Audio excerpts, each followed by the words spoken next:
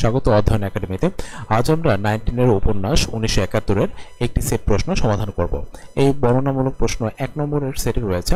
ক প্রশ্ন, সফদর উল্লাহর মানসিক পরিবর্তনের প্রধান কারণ ব্যাখ্যা করো। খ প্রশ্ন, 1971 উপন্যাসে প্রতিফলিত নীলগঞ্জের জনজীবনের পরিচয় দাও। তো উপন্যাসটির আজকে আমরা সমাধানটা কি হতে পারে সেটা আমরা দেখব। ক প্রশ্নটি ছিল সফদর উল্লাহর মানসিক পরিবর্তনের প্রধান কারণ ব্যাখ্যা করো। পাকিস্তানি মিলিটারিদের পশুসুলভ আচরণ সফদর উল্লাহর মানসিক পরিবর্তনের প্রধান কারণ। 1971 উপন্যাসে নীলগঞ্জ নামক এক গন্ড গ্রামে মিলিটারি প্রবেশের পর নানা রকম অনাকাঙ্ক্ষিত ঘটনা ঘটতে থাকে।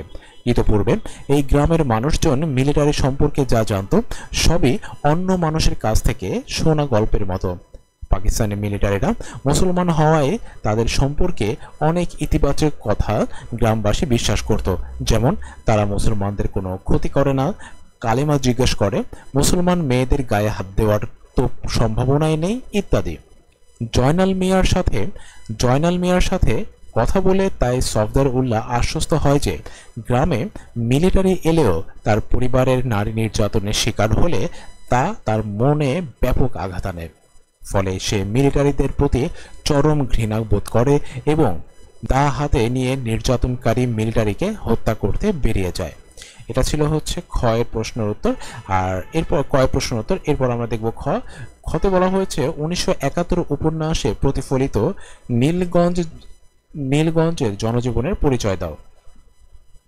তো খ উত্তরটি হচ্ছে এরকম: বিংশ শতাব্দীর শেষার্ধে বাংলা সাহিত্যের সবচেয়ে বেশি জনপ্রিয় কথা সাহিত্যিক হিসেবে যিনি নিজের অবস্থানকে সুউচ্চ তুলে ধরতে সক্ষম হয়েছিলেন তার নাম হুমায়ুন আহমেদ।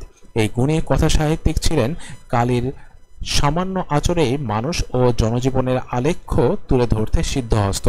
1971 শীর্ষক উপন্যাসও এর ব্যতিক্রম নয়। এই উপন্যাসে তিনি সুনিপুণ হাতে নীলগঞ্জ গ্রামের জনজীবনের পরিচয় তুলে ধরেছেন। লেখকের বর্ণনা মতে জঙ্গলা মাঠের পেছনে নীলগঞ্জ গ্রাম। দরিদ্র শ্রীহীন 30-40 ঘরের একটি বিচ্ছিন্ন জনপদ। বিস্তীর্ণ জলাভূমি গ্রামটিকে কাস্তের মতো দুদিক থেকে ঘিরে আছে। এখানকার লোকজন প্রধানত কৃষিকাজ করে জীবিকা নির্বাহ করে। এখানকার জমি যথেষ্ট পরিমাণ উর্বর নয় কিংবা এরা ভালো চাষি নয়। তবে শীতকাল এলে প্রচুর রবি শস্য ফলায়। বর্ষাকালের আগে চাষ করে তরমুজ ও বাঙ্গি।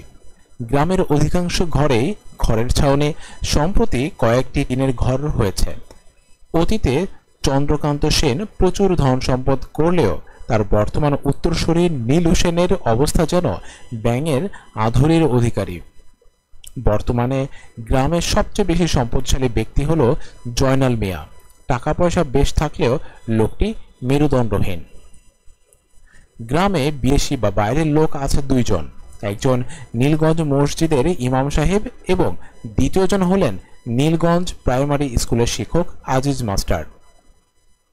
ইমাম সাহেব মসজিদেই থাকেন এবং আজিজ মাস্টার থাকেন জয়নাল মিয়ার বাড়িতে। 2 জনের খাবার দাবারের ব্যবস্থা হয় প্রধানত জয়নাল মিয়ার বাড়ি থেকে। ইমাম সাহেবের খাবার অবশ্য গ্রামের আরও কয়েক বাড়ি থেকেও আসে।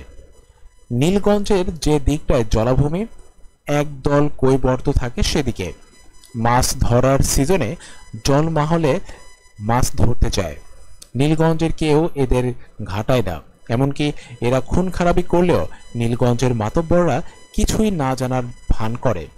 কৈবর্ত পাড়ায় চিত্রা বুড়ি সন্তান হারিয়ে বিচারের আশায় এখানে সেখানে ঘুরলেও কোনো প্রতিকার পায় না। গ্রামের একমাত্র ভিক্ষুক সে। এদের বাইরে একজন পাগলও আছে এই গ্রামে, মতি মিয়ার শ্যালক নিজাম। ছোটাছুটি করা এবং বনের ভেতরে বসে থাকা ছাড়া সে কোনো উপদ্রব করে না। সবশেষে বলা যায় যে নীলগঞ্জের জনজীবন বাংলার আর 10টা সাধারণ গ্রামের জনজীবনের মতোই সহজ, স্বাভাবিক ও কৃত্রিমতা বর্জিত জীবনযাপনে অভ্যস্ত এই গ্রামের লোকজন। তো আজকে আমরা দেখলাম একটি সেট প্রশ্ন, আমরা এটাকে দিয়েছি বর্ণনামূলক প্রশ্ন 1। এরপর আমরা পর্যায়ক্রমে এই 1971 নিয়ে অনেক প্রশ্ন সমাধান করব। তো আজকে এই পর্যন্তই, দেখা হচ্ছে পরবর্তী ভিডিওতে। ততক্ষণ পর্যন্ত নিজের যত্ন নেবে। আল্লাহ হাফেজ।